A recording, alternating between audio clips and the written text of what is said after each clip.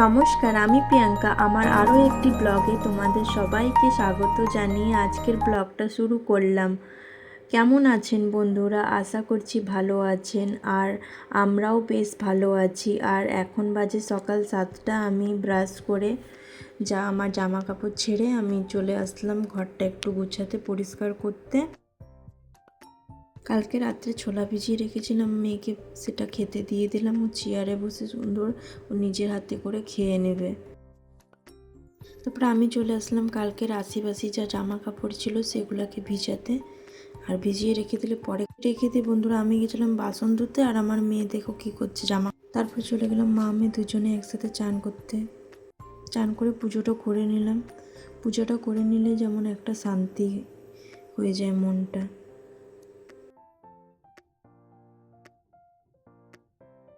তারপরে তাড়াতাড়ি করে টিফিনটা করে নিলাম। সকালে বানিয়েছিলাম সুজি দিয়ে ময়দা দিয়ে ধোসার মতন পাতলা পাতলা করে চিল্লা, আর বাদাম টমেটো দিয়ে চাটনি। খেতে খুব টেস্ট লাগে এই দুটার কম্বিনেশনটা।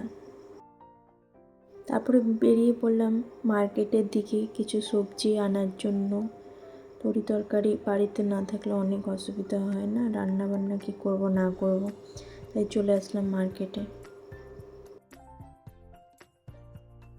ঢুকতে একটা মাসিমা দেখছি কুল বিক্রি করছিল, আর কুলগুলো বেশ দেখতে সুন্দর ছিল, তাই নিয়ে নিলাম। তারপর চলে আসলাম মাছ বাজারের দিকে মাছ নিতে। মাছটা নিয়ে চলে গেলাম সবজির দিকটায়। আর এইখানে আমাদেরই গ্রামের একটা দাদা আর একটা কাকিমা, ওরা দুজন দোকান লাগায়।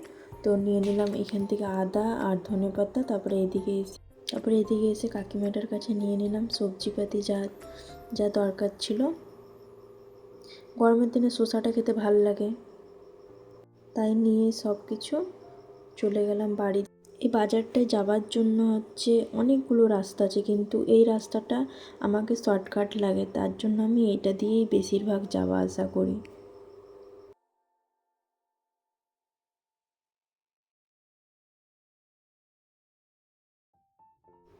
চলেই আসলাম বাড়ির কাছে। চলে যাবো এখন বাড়িতে, যেয়ে সবজিপাতিগুলো সব গুছিয়ে নিই। মেয়েকে বাজারে নিয়ে যায়নি, নিয়ে গেলে বাজার করতে দিত না, তাই পাশের বাড়ি একটা দিদি বাড়িতে রেখে দিয়ে গেছিলাম।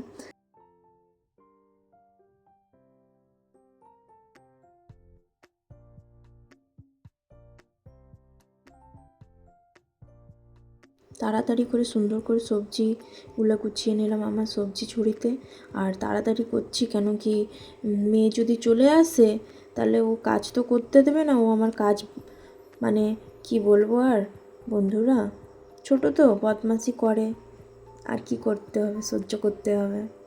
মাছটাও বাটিতে ঢেলে নিয়ে ধুয়ে নিলাম, তারপরে নুন হলুদ মাখিয়ে রেখে দিলাম।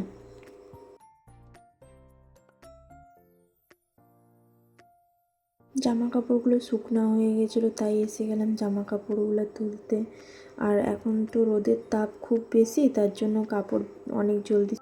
তারপরে কাপড় তুলতে তুলতে পার্সেলওয়ালা চলে আসলো, চলে গেলাম পার্সেলটা নিতে।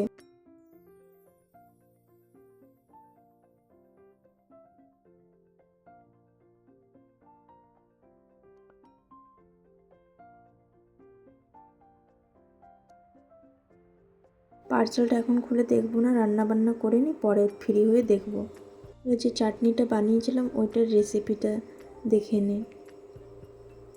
খুবই সিম্পল, কিন্তু তোমার খেতে অনেক টেস্ট লাগে। তারপর চলে আসলাম মাছটা ভেজে নেব। বেশ তেলটা গরম হয়ে গেছে।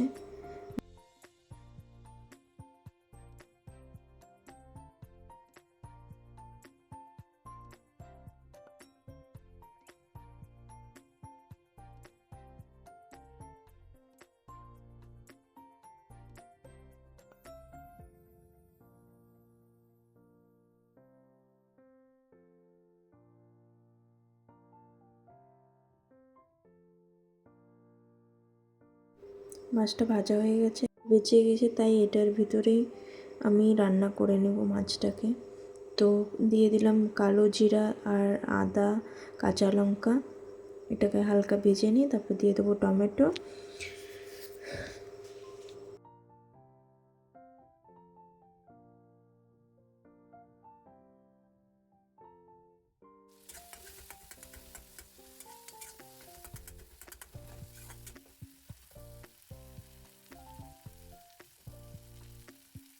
বেশ টমেটোটা ভাজা হয়ে যাওয়ার পরে দিয়ে দিলাম হলুদ গুঁড়ো, জিরা গুঁড়ো, ধনিয়া গুঁড়ো। আর জিরাটা বাটি নেই আমার কাছে, যেহেতু এখন নতুন সংসার করেছি, তো আমার কাছে মিক্সার মেশিন নেই বা শিল বাটাও নেই, তার জন্য আমি গুঁড়া মশলাটাই বেশিরভাগ ব্যবহার করে থাকি।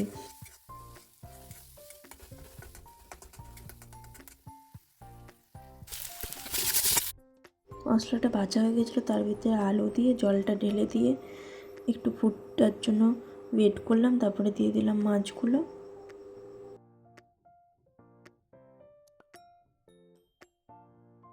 তারপরে দিয়ে দিলাম টমেটো।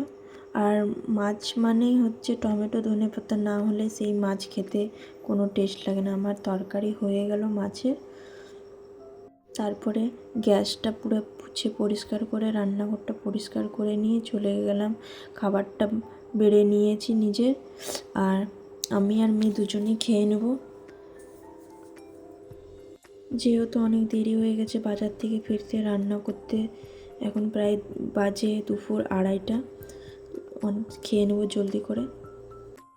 খাবার পরে চলে আসলাম বন্ধুরা পার্সেলটা দেখতে আর আপনাদেরকেও দেখাতে।